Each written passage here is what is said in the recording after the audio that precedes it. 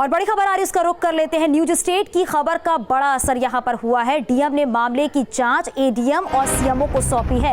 इलाज के अभाव में हुई थी गर्भवती की महिला की मौत। जांच के बाद सख्त कार्रवाई करने के यहां पर आदेश दिए गए हैं। DM war room Gautam Buddh Nagar से यहां पर विगत दिवस रात्रि एक गर्भवती महिला के द्वारा कई चिकित्सालय में पहुंचने पर एडमिट किए जाने और इलाज न मिलने के कारण ये मौत हुई है। और अब देखिए यहाँ पर न्यूज स्टेट की खबर का बड़ा असर हुआ है। जिलाधिकारी सुहास एलवाई के द्वारा इस पूरे प्रकरण की जांच अपर जिलाधिकारी वित्त एवं राजस्व मुनीन्द्र नाथ उपाध्याय और मुख्य चिकित्सा अधिकारी डॉक्टर दीपक अहोरी को सौंपी गई है।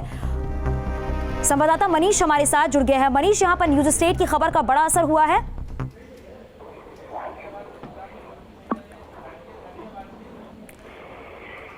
मनीष, आपको हमारी आवाज मिल रही है? तो अपने संवाददाता से जानने की कोशिश करेंगे, क्योंकि देखिए लगातार इस खबर को प्रमुखता से दिखाया जा रहा है और यहाँ पर अब खबर का बड़ा असर हुआ है, क्योंकि जिस तरीके से यहाँ पर स्थितियां नजर आई हैं उसके बाद सीएमओ की तरफ से भी ये कहा गया है कि अब उन अस्पतालों को नोटिस भेजा जाएगा, पूरे मामले की जांच की जाएगी। संवाददाता मनीष हमारे साथ जुड़ गए हैं। मनीष, खबर को प्रमुखता से दिखाने के बाद ये बड़ा असर हुआ यहाँ पर? असर भी हुआ है और प्रशासन की आंख भी खुली है। आप सोचिए 13 घंटे तक नोएडा में कोई अपनी वाइफ लेकर घूमता रहा जो कि प्रेग्नेंट थी 8 महीने की, कोई सुनवाई को तैयार नहीं था। लेकिन अब जब हमने खबर दिखाई है तो प्रशासन की आंखें खुली है, वो नींद से जागे हैं। और कहा अब डीएम ने ये है कि एडीएम और सीएमओ को जांच दे दी गई है, वो लोग जांच करेंगे। 3 लोगों की कमेटी बनाई गई है और एक महिला डॉक्टर को भी इसमें रखा गया है। बड़ी बात यही है कि जिस तरह से कहा यह भी जा रहा है कि जिस जिस प्राइवेट अस्पताल ने इसमें लापरवाही बरती है उन सभी को नोटिस दिया जाएगा, सबसे जवाब मांगा जाएगा और अगले 3 से 4 दिन में उनकी रिपोर्ट सामने आ रही है। लेकिन बड़ी बात यह है कि जिस तरह से पिछले कई ऐसे मामले आए जिनमें जांच को दबा दिया गया, कोई एक्शन दिखाई नहीं पड़ा, जांच में क्या कुछ लोग आज तक किसी को बताया नहीं गया, ऐसी ही चीज कहीं इस मामले में भी ना आ जाए। प्रशासन को चाहिए कि इस मामले में बड़ी से बड़ी कार्रवाई करे ताकि आगे किसी और के साथ इस तरह की घटना ना हो। बिल्कुल मनीष, क्योंकि ये पहला मामला नहीं है, इससे पहले भी कई ऐसे मामले सामने आ चुके हैं जिसमें अभी आपने खुद यहाँ पर बताया है कि ऐसे मामलों को दबा दिया जाता है। अब देखना ये होगा कि क्या जो 3 कमेटी बनाई गई है, अब जो बाकी अस्पताल है उनको जब नोटिस भेजा जाएगा तो क्या कुछ इसमें जांच पड़ताल होती है, क्या कुछ बातें सामने यहाँ पर निकल कर आती हैं, क्योंकि यहाँ पर एक नहीं 2 लोगों की जान गई है यहाँ पर। मनीष जी बिल्कुल, ये 2 लोगों की जान गई है और ये इतनी असंवेदनहीन घटना है कि आप मान चलिए कि कम से कम अस्पतालों के खिलाफ अब हत्या का मामला दर्ज होना चाहिए, क्योंकि जिस तरह से सभी को दिखाई पड़ रहा था कि गाड़ी में एक गर्भवती महिला है, 8 महीने से ज्यादा की गर्भवती है।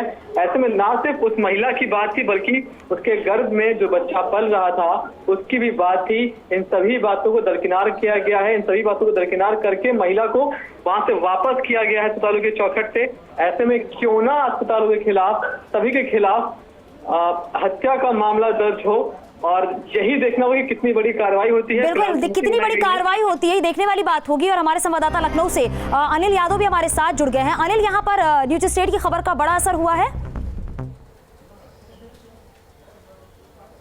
बिल्कुल, ये खबर प्रमुखता से चलाई गई है न्यूज़ स्टेट पर, जिसके बाद जिले के तमाम आला अधिकारियों ने संज्ञान लिया, रिपोर्ट मांगी है।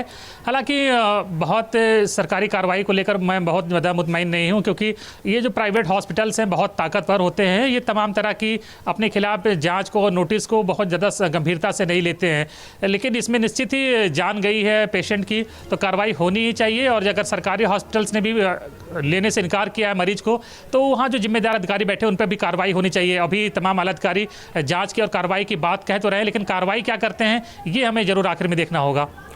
अनिल, क्या ये बड़े अस्पताल है तो क्या ऐसे ही लोगों की जान ले लेंगे, उनका इलाज नहीं करेंगे क्या वो?